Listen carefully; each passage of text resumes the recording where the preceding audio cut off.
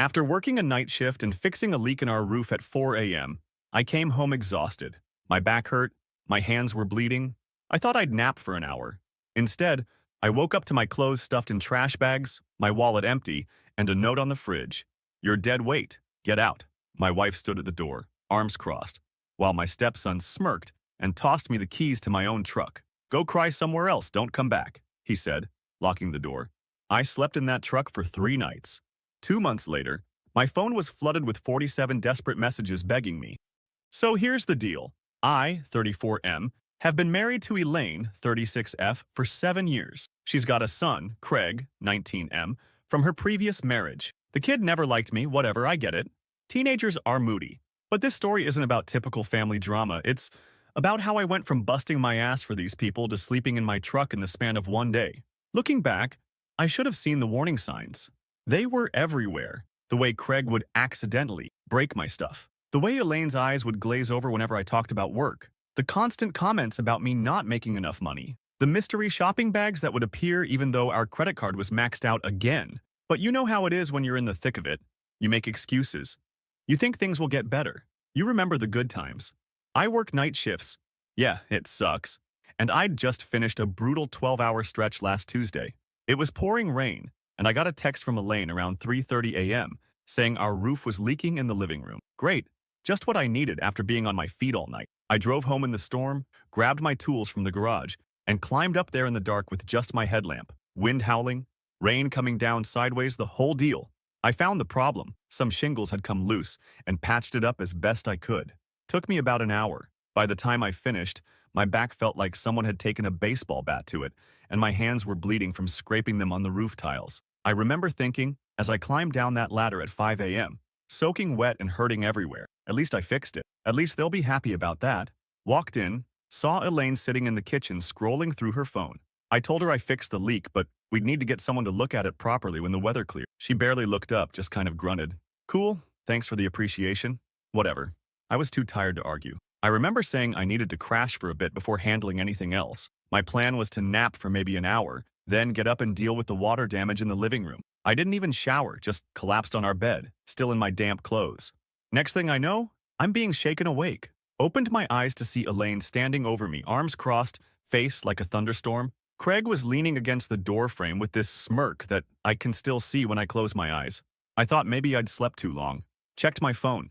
It was only 9:30 a.m. I'd been out for like 4 hours. That's when I noticed the trash bags. 3 big black garbage bags were sitting by the bedroom door, stuffed full. I could see some of my clothes poking out of the top of one. Before I could even ask what was happening, Elaine told me I needed to get out. Just like that. Said she was done carrying me, done with my excuses, done with everything. Said I was dead weight and she deserved better. I sat there trying to process what the actual hell was happening. Asked her if she was joking. She wasn't. Craig tossed my truck keys at me, telling me to go cry somewhere else and not come back. That's when I noticed my wallet on the nightstand, open and empty. The $200 cash I had in there, gone. I'm not proud of how I reacted. I started yelling, demanding to know what the fuck was going on. Elaine just kept repeating that she wanted me out now. Craig stepped between us, getting in my face, telling me how his mom had wasted 7 years on a loser like me. Side note, this kid who has never held down a job for more than 2 weeks, who still lives at home rent-free playing video games all day, had the audacity to call me a loser. The irony is not lost on me. I tried to calm down, tried to understand, asked if we could talk about this rationally. Elaine just pointed to the bags and said I had 5 minutes to get out before she called the cops. Went to the kitchen to get some water, try to think. That's when I saw the note on the fridge in Elaine's handwriting. "You're dead weight. Get out." It wasn't a sudden decision. This was planned. I grabbed the trash bags, still trying to argue my case. Craig started filming me on his phone, saying how he was documenting me losing my shit in case I tried anything. I wasn't even doing anything except asking why and what the hell. They literally pushed me out the door. Our door. The house I'd been paying for. The last thing I saw before the door slammed in my face was Craig's smirk and Elaine's cold eyes. Then I heard the deadbolt click. I stood there in the driveway for what felt like hours, trash bags at my feet, still wearing the same clothes I'd fixed the roof in. My hands were still scabbed over. My back still ached. And now I was homeless. Tried calling Elaine. Straight to voicemail. Texted her. No response. I could see them peeking through the blinds, watching me. I finally loaded my bags into my truck and just drove. Parked at the 24-hour supermarket lot and tried to sleep in the cab. It was uncomfortable as hell. and I kept waking up thinking this was just some fucked up nightmare. It wasn't. For 3 nights, I lived in that truck, showered at the gym, brushed my teeth in public restrooms, showed up to work looking like absolute garbage. My coworker Wyatt eventually noticed something was wrong and practically forced it out of me. Offered me his couch until I could figure things out. First thing I did, when I had access to a computer, was check our joint accounts. Cleaned out every last penny. 7 years of marriage, and she took everything we had saved, which wasn't much, but still, called the bank. Nothing they could do since she was on the accounts too. Called the credit card companies. Found out she'd maxed out both our cards in the days before throwing me out. Meanwhile, my calls and texts went unanswered. I drove by the house once and saw Craig's friends' cars in the driveway. They were having a fucking party in my house while I was sleeping on Wyatt's couch. That's when something in me changed. The confusion and hurt started hardening into something else. Something cold and determined. I stopped calling, stopped texting, started making plans instead. Got a small apartment with Wyatt's help, opened new bank accounts, went to work, kept my head down, started documenting everything. It's been 1 month since she threw me out like trash. 1 month of rebuilding my life from literally nothing.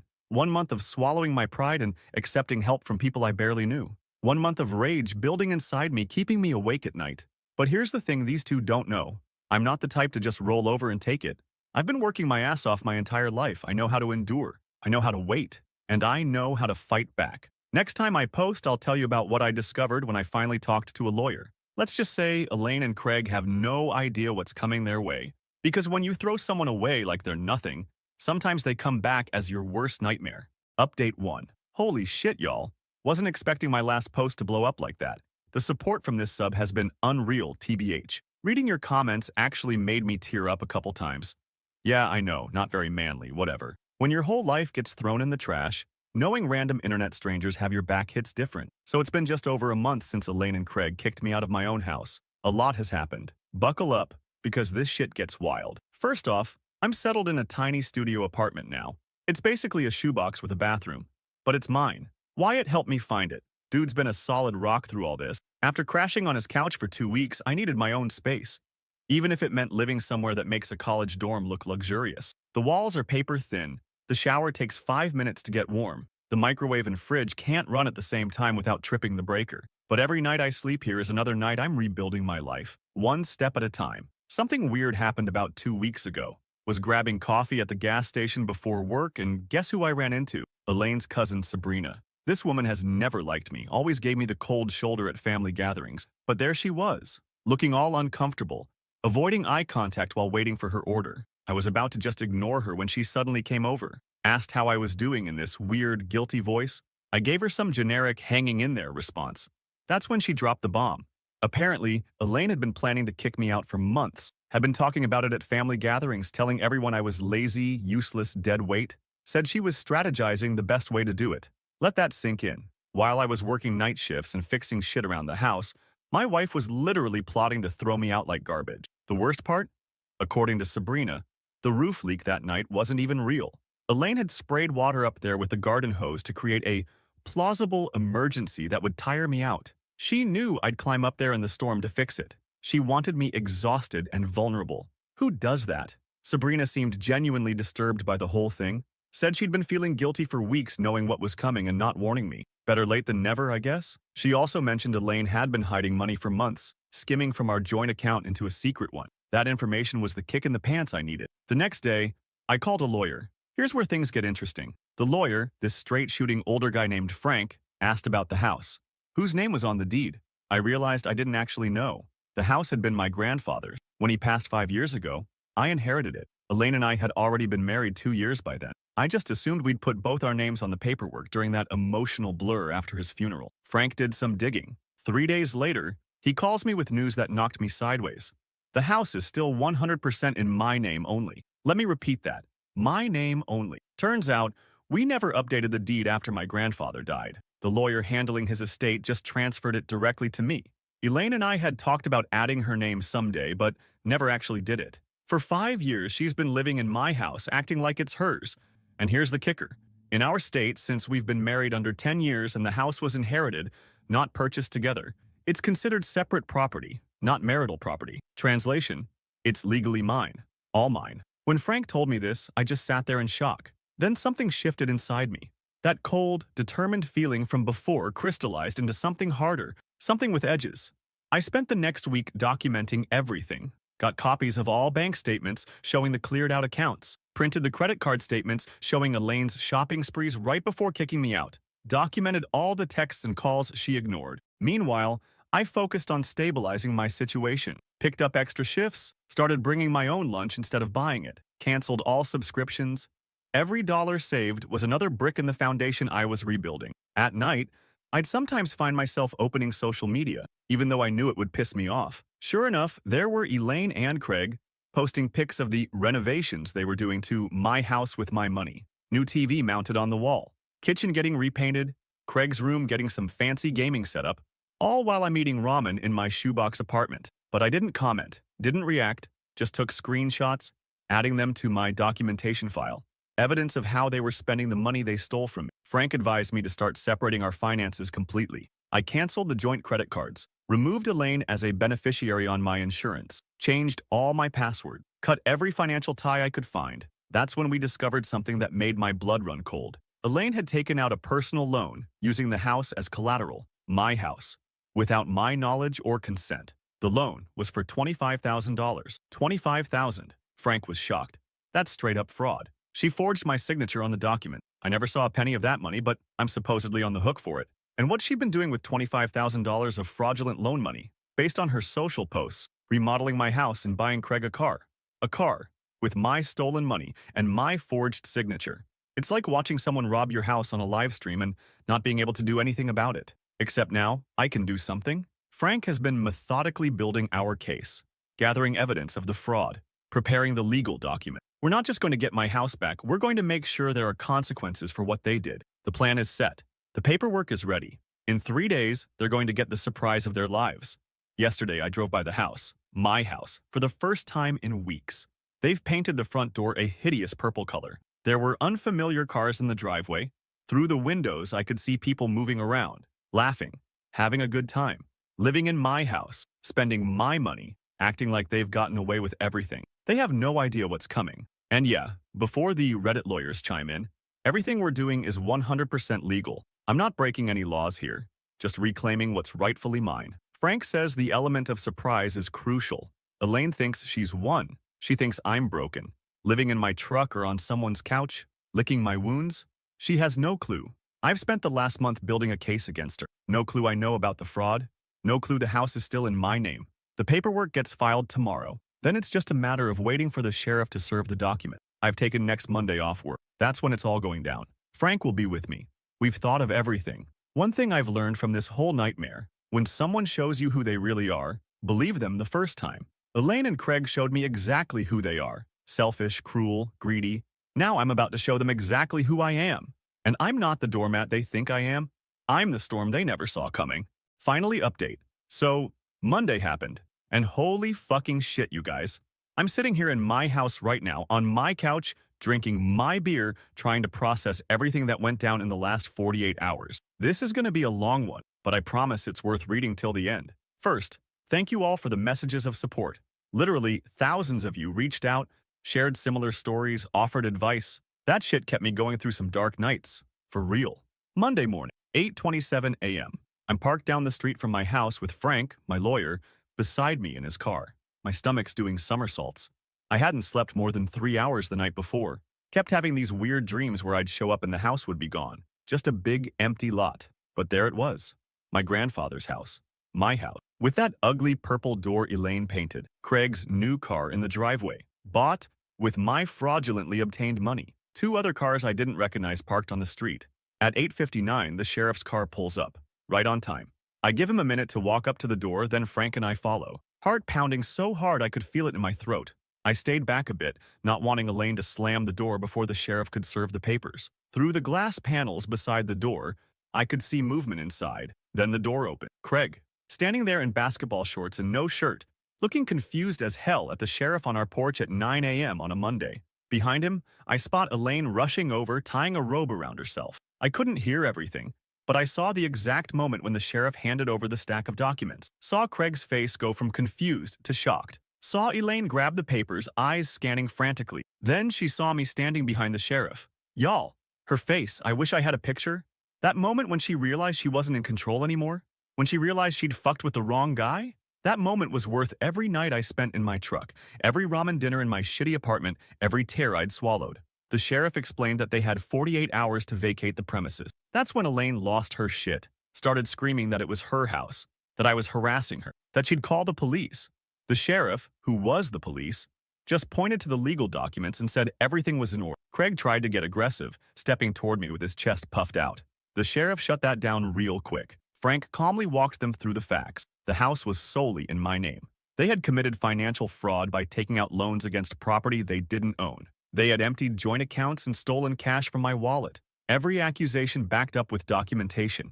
The look on their faces as he laid it all out, priceless. Truly fucking priceless.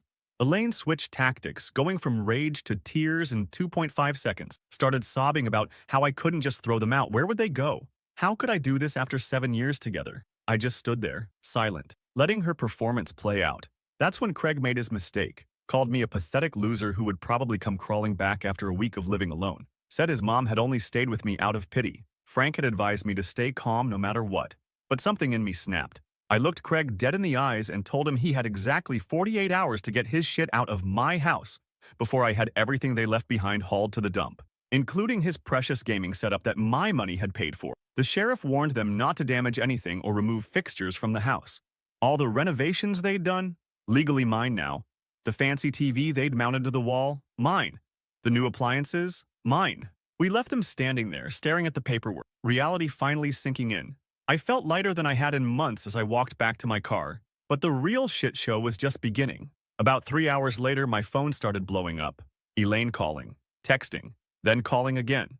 I ignored it all. Frank had told me not to engage directly. Everything needed to go through him now. By evening, I had 17 missed calls and 23 texts. Everything from threats to tearful pleas to get back together. Screenshots of all of them went straight to Frank. The next morning, Tuesday, I checked my phone and nearly dropped it. 47 messages overnight. Voicemails, texts, DMs on every social platform we'd ever shared. Emails. Even a fucking letter slipped under the door of my apartment. How she found my address, I still don't know. The messages started with anger, then bargaining, then full-on panic as she realized I wasn't bluffing.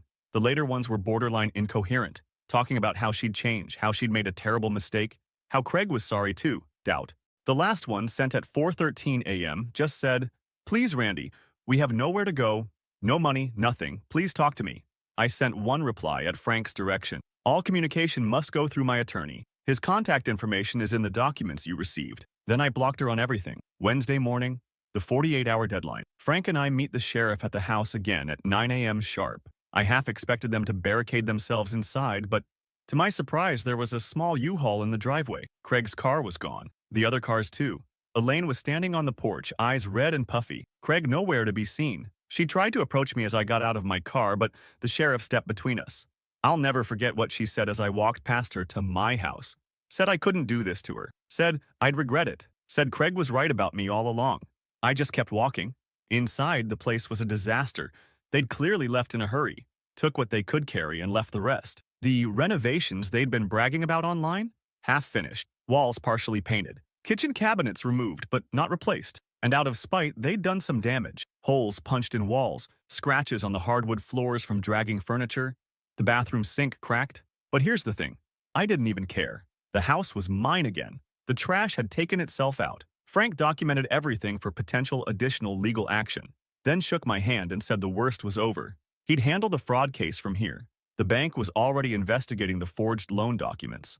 Elaine was potentially facing serious consequences for that. After they left, I just sat on the floor of my empty living room, alone in my house for the first time in 2 months. It didn't feel like victory exactly, more like exhaling after holding my breath for too long. I called Wyatt, who showed up an hour later with beer and pizza. We sat on the floor eating and planning what needed to be fixed first. The roof, obviously. Then the damage Elaine and Craig had done. He offered to help on the weekend, said some of the other guys would too. Real friends, not people who throw you away when you're inconvenient. That night, I slept on a camping mattress in my bedroom. Best sleep I've had in months. The next few days were a blur of cleaning, organizing, making lists of repairs. I was off work, using vacation days I'd saved up. Every hour I spent reclaiming my space felt healing somehow. Then yesterday, something unexpected happened. A knock at the door around 6 p.m. I opened it to find Alexandra, Elaine's sister. She looked nervous as hell, standing there twisting her wedding ring. I hadn't seen her since before Elaine kicked me out. She and her husband Stetson had always been at family gatherings, though Stetson was a piece of work, always talking over her, controlling everything. Alexandra asked if she could come in, said she needed to talk to me. Against my better judgment, I let her in. She broke down crying almost immediately, said she was sorry about what Elaine did, said she'd tried to talk her out of it, then dropped the real bombshell. Elaine and Craig were staying with her and Stetson, sleeping in their basement. But Stetson was making life hell for all of them, especially Elaine. Taking her money, what little she had left, controlling when she could leave the house, even what she could eat. The irony wasn't lost on me. Elaine had gone from treating me like garbage to being treated like garbage herself. Alexandra wasn't there to beg for Elaine, though. She was there for herself. She wanted out, away from Stetson. Had been planning it for months, but never had the courage. Seeing me stand up for myself had given her the push she needed. I sat with her for 3 hours helping her make a plan. Called a friend who works with a women's shelter. Made some calls. By 10 p.m., she had a safe place to go and a plan to get her stuff out while Stetson was at work. This morning, I helped her move the essentials to a storage unit. She cried, saying she never thought I'd help her after what Elaine did. I told her she wasn't Elaine. She hadn't done anything to me. Now it's evening. I'm sitting on my back porch with a beer, watching the sunset. My house still needs a ton of work. My bank account is still recovering. The legal stuff with Elaine isn't fully resolved yet, but I'm free. And I'm stronger than I was 2 months ago. Funny thing, Alexandra texted me an hour ago. Said Elaine and Craig just found out she left Stetson. Apparently, Stetson blamed them for Alexandra leaving and kicked them out. They have nowhere to go. No money. No car. Craig's got repossessed yesterday. No friends willing to take them in. Karma really is a magnificent bitch. So that's where things stand now. I'm rebuilding. They're falling apart. And every day I'm a little less angry and a little more at peace. Thanks for coming along on this journey with me, Reddit. Your support meant more than you know. Oh, and to that one commenter who asked if I'd take Elaine back if she apologized and changed, LMFAO. Not if she was the last woman on Earth. Some bridges don't just burn. They get fucking nuked from orbit.